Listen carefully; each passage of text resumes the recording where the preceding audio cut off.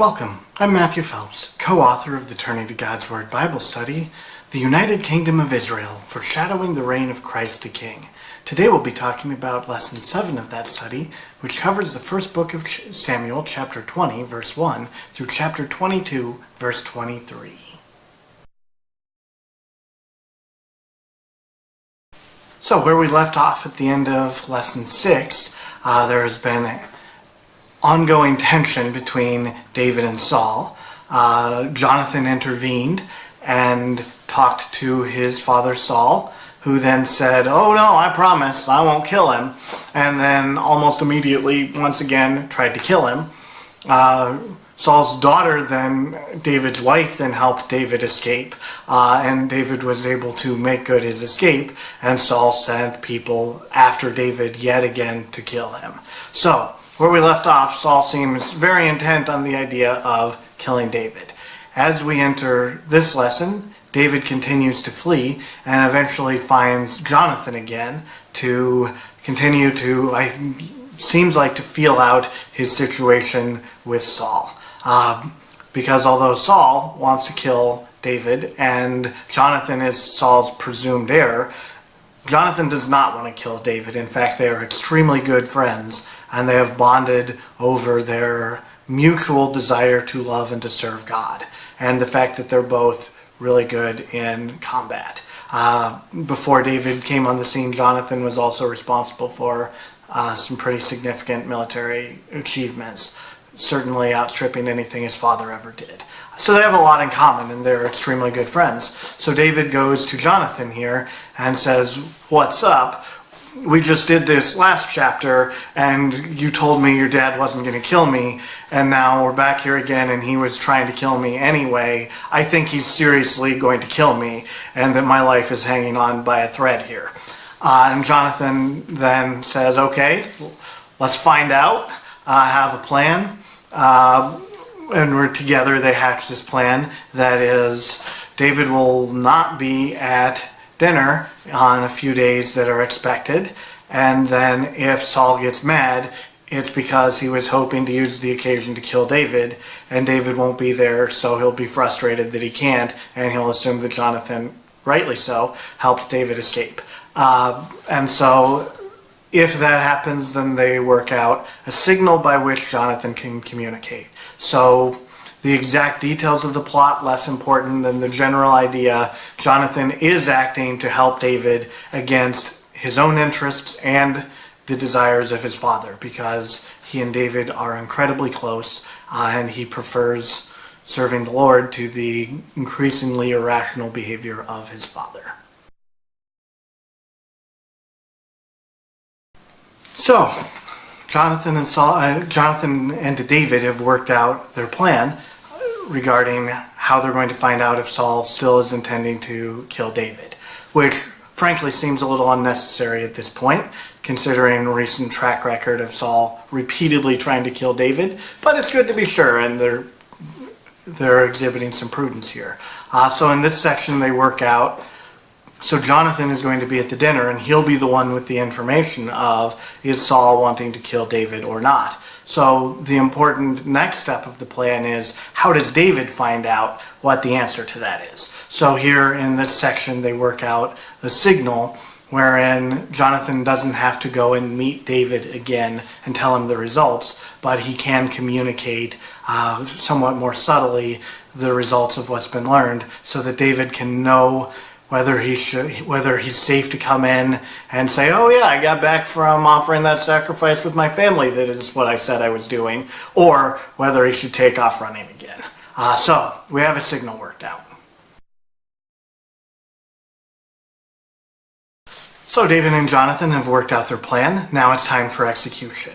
On the first night of David's obvious absence, Saul is a little annoyed, but lets it go and says, "Oh, something must have happened. Maybe he's unclean. He can't come to the feast. Whatever."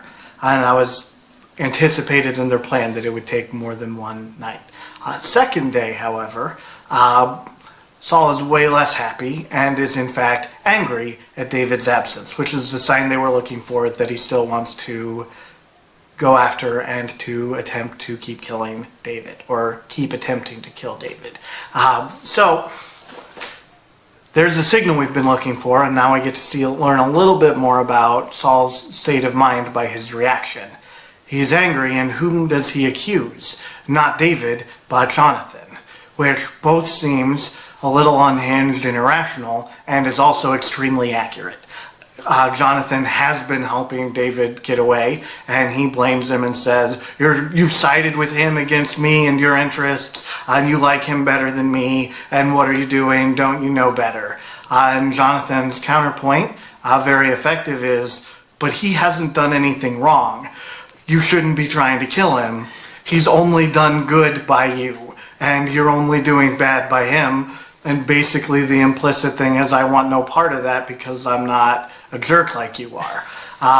And so then we see a little spat there between Jonathan and his father. Although Jonathan is also generally, again, wholly upright young man, isn't going to try that much to act against his father. It was very important to serve and to love and obey your father in that tradition as well. So it's easy to underestimate how hard of a spot Jonathan is in here, because he would want to love and serve and to obey his father. And David is his close friend in God, and like the guy that he relates to best of all, and he is noticing that his father is acting unjustly toward him.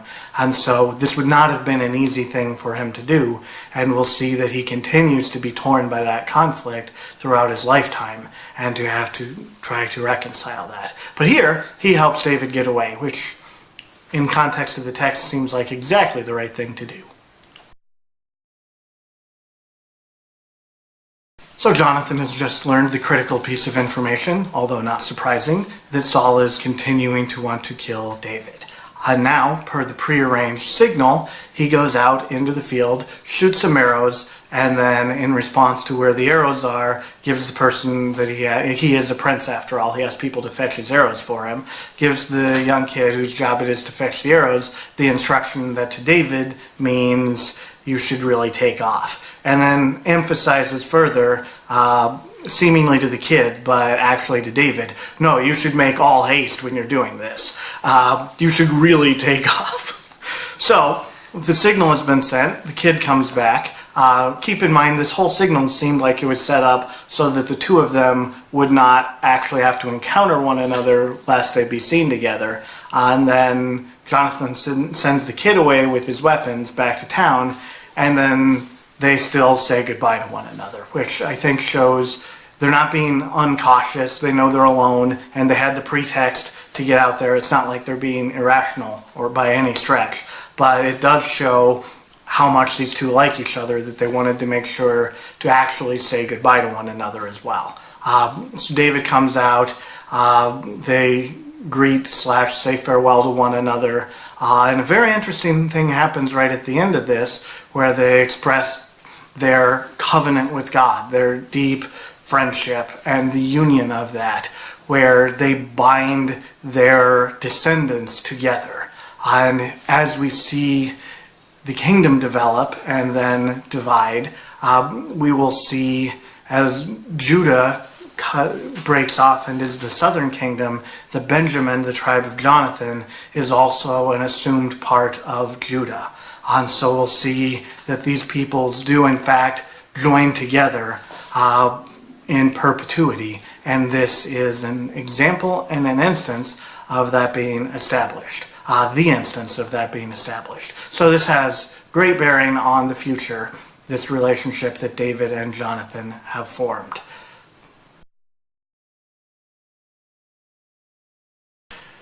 David has been fleeing from Saul, and after a repeat pattern of that, he's just checked in again to make sure that he still needed to, and oh boy does he. So, after getting that information, he takes off fast. And that means, unfortunately for him, that he doesn't have time to make preparations for the journey. He doesn't have time to summon and bring his whole entourage before he takes off. He doesn't have time to bring a weapon with him or opportunity, and he doesn't even have a chance to pack food for the journey. So, he takes off to the closest place where he thinks he might be able to get some help, which is the city of Nob, a city that contains a large number of priests there. And he finds the priest Ahimelech and asks him for help. Specifically, he asked for, initially, food, 5 loaves of bread. Not a bad request, but Ahimelech doesn't have any non-holy bread sitting around. All he's got is the bread that, by instruction, is the property of the priests and is supposed to sit in front of the presence of God and stay there most of the time, and then, when it got less good, the priest could eat it and put new bread in its place, but it was for the priests. And Ahimelech sets some conditions and says, well, I suppose if your guys had refrained from contact with women, that they could probably eat it. But, big if. David said, oh no, they don't get to do that while we're out on campaign. And this is like campaign times 10, so they're good. I promise. And so Ahimelech obligingly says, oh, well, I guess if that's the case.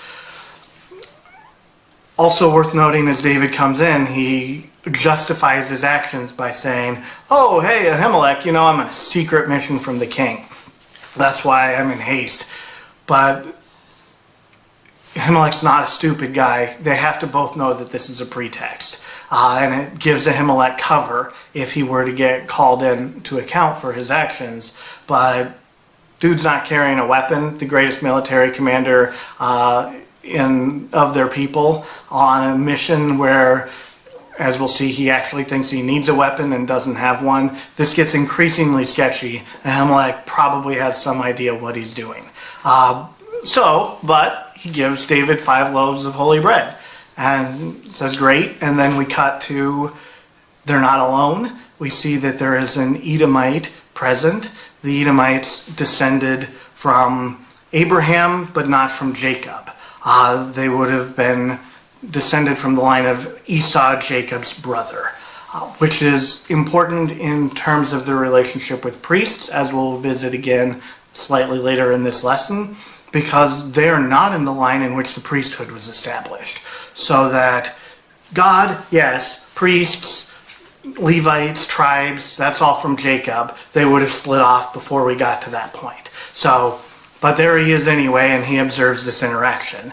And then it's after that that David mentions, and when I was reading it, I kind of thought he was looking for a weapon to get rid of the witness. But he is just looking for a weapon, and he lets the witness live, which is probably more than Saul would have done, based on patterns of behavior we've seen recently. So there happens to be a weapon around, and what a weapon at that. It is Goliath's sword, which David mentions, yeah, there's no better sword around. Sure, I'll take that. And who's going to tell David that he doesn't have a right to take Goliath's sword? He killed Goliath, and he could have taken it then, but he didn't want it at that point in time. He was still used to fighting with the sling, but we can see his various military campaigns have got him very used to the idea of a sword, and now he's more than happy to take it. So David parts company with Ahimelech, having received food and a weapon, and there is a witness. So David flees into a foreign land, the land of Gath.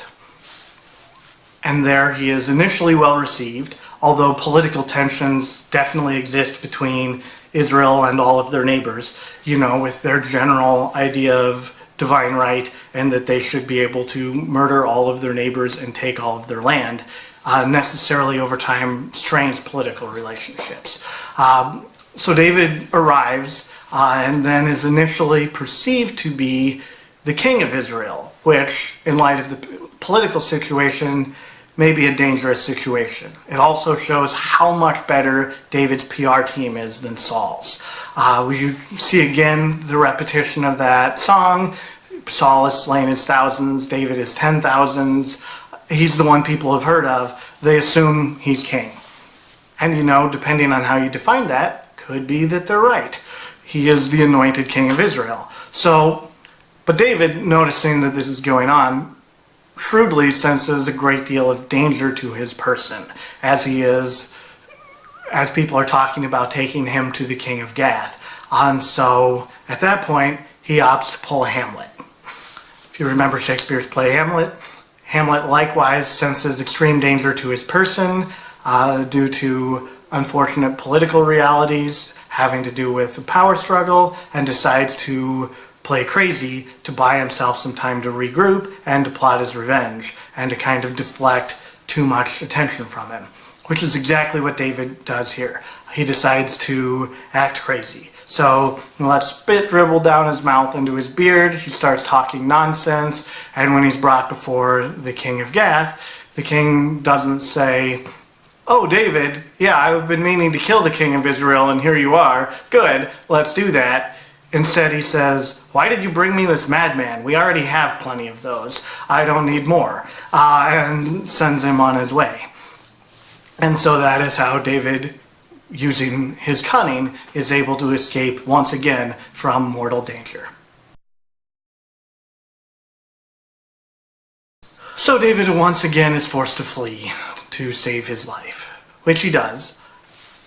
And this time he comes to a cave, which seems to be a predetermined meeting place or a rally point, because he's there joined by his family and everyone else around who seems at this point to be discontent with the rule of Saul. And he is able through that to put together an army of about 400 people, which is not insignificant, but we've seen he's still dwarfed in size of forces by Saul and the Israelites. But he's building up a start and a strong, loyal group. And then as he's realizing that a fight is necessary and he's getting his family involved, he also prudently realizes that there could be a problem there with regard to his parents. They won't be traveling around with the army. Dad's old. There aren't women traveling around with the army anyway, so that rules mom out. But if you leave him at home, Saul's the kind of guy who could get vindictive and could just go after his family. So, not being interested in seeing that happen, David entreats yet another foreign king, this time one with whom his family has a good relationship in Moab, to look after his parents.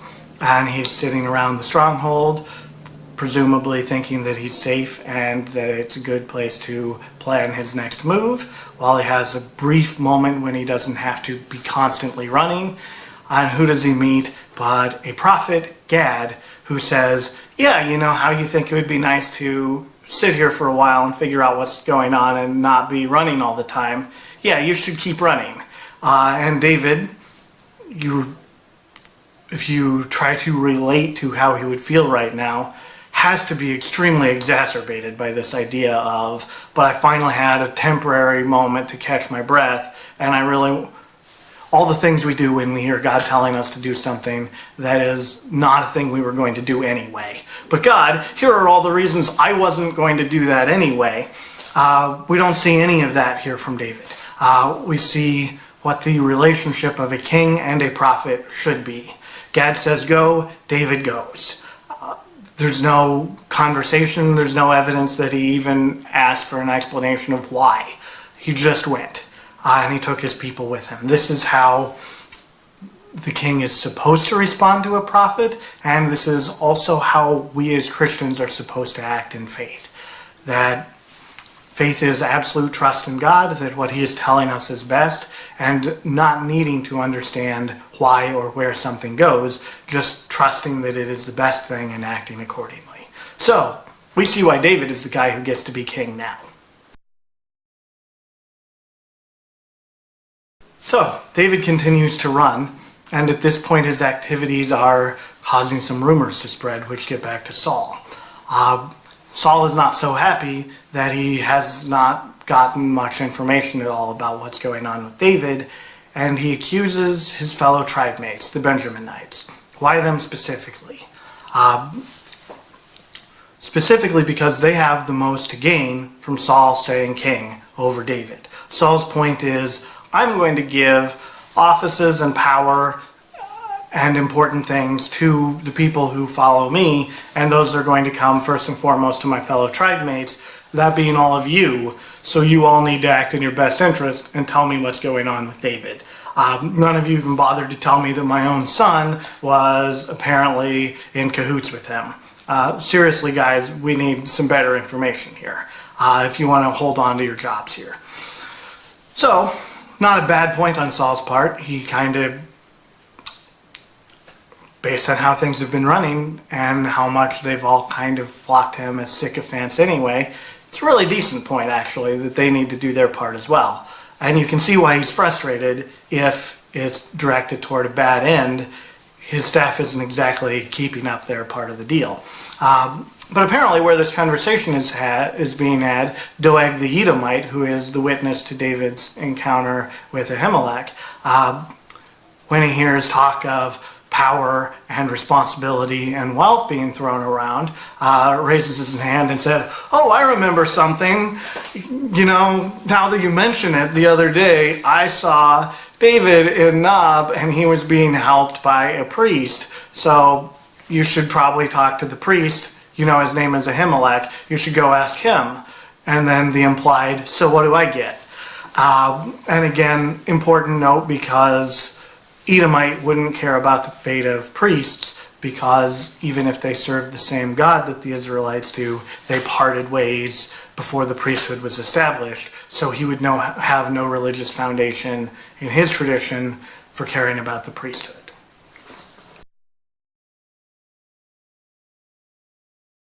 So Saul, having learned that the priests helped David, his enemy, his one-sided enemy, Saul sees David as an enemy. David does not see Saul as an enemy, but Saul is missing that subtlety. So his enemy has decided to call to the priests and have them come and give an account for what's going on, specifically Ahimelech. And if you recall, the way David came to and asked of Ahimelech gave him some cover. He lied to him, so Ahimelech had the cover of, "He's just always on missions for you, and this wasn't an particularly unusual thing, and he's such a faithful and holy and upright guy, and he's your son-in-law. Why wouldn't I help him?"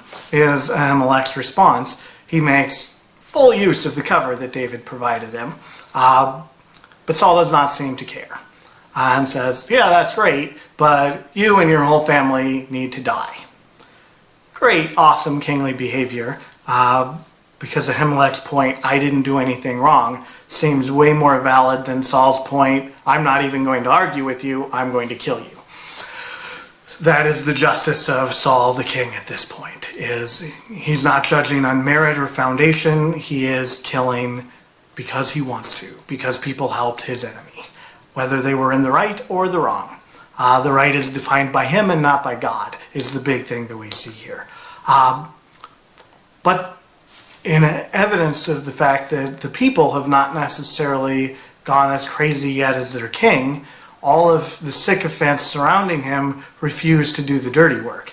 All of the Benjamites that he was just talking to about how they need to fall in line refuse to kill a priest. And that is a very powerful statement and definitely undermines Saul's power with his people, a significant amount, that his closest followers would refuse to carry out that command. But enter Doeg the Edomite, the solution to all problems in this particular case, and the snitch. He is clearly interested in gaining some power and wealth, and has no religious problem about killing priests. And so he murders 85 priests. If you think about the logistics of this scenario, of this situation, with only one man doing the killing, it seems like the priests were martyred in this scenario. They chose to stay. Because if they took off in all directions, one guy isn't going to be able to kill that many of them. So it at least reads, but the text doesn't make it clear, read it as you want, but it sounds like the priests potentially willingly submitted to what was happening. Except we'll see one guy does run away and seems to get away, and that'll come up in a bit.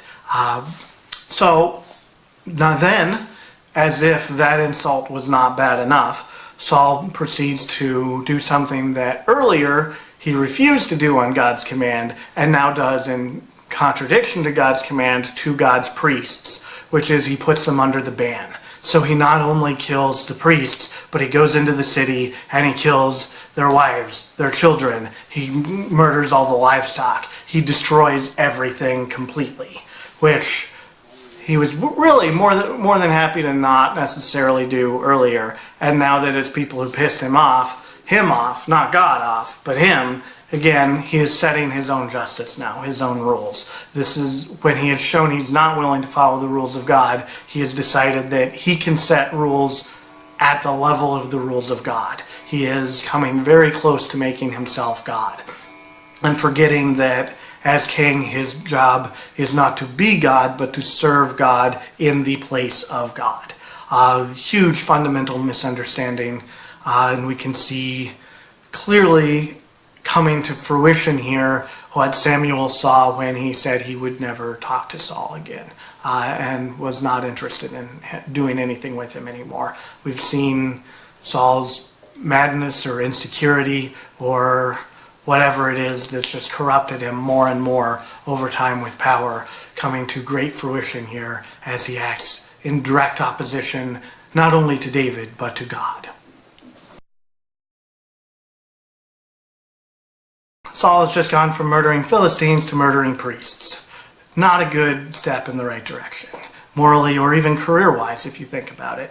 But there we are. Of the 85 priests and their families and possessions and livestock that were destroyed, one priest did manage to escape for now, Abiathar. It's worth digging in a little bit to the background here, because there is a certain world in which at least a significant number of these priests deserved it, but not from Saul, or not from Saul's point of view. At the beginning of the first book of Samuel, there is an incident where Eli the priest has children who do not follow in their father's footsteps, do not serve and follow him well, and a ruling is cast by God at that point that all of his household would die and be cut off forever.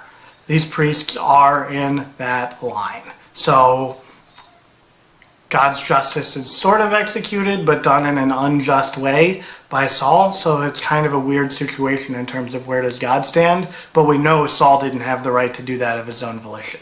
There's no way. So Saul not acting well, God's plan still coming to fruition. Now we have this one guy left lingering out here, Abiathar, who has understandably decided to go side with David, and we can expect that he probably won't be having a large number of children or a long and fruitful life based on kind of the sword of Damocles hanging over his head here with the prophecy of God. It will likely not end well for him, although we'll see. But at any rate, Saul murders priests, David on the run. We still need some resolution to this conflict between David and Saul. This has been an overview of Lesson 7 of the Turning to God's Word Bible Study, The United Kingdom of Israel, Foreshadowing the Reign of Christ the King. For more information, consult our written study and visit us online at turningtogodsword.com.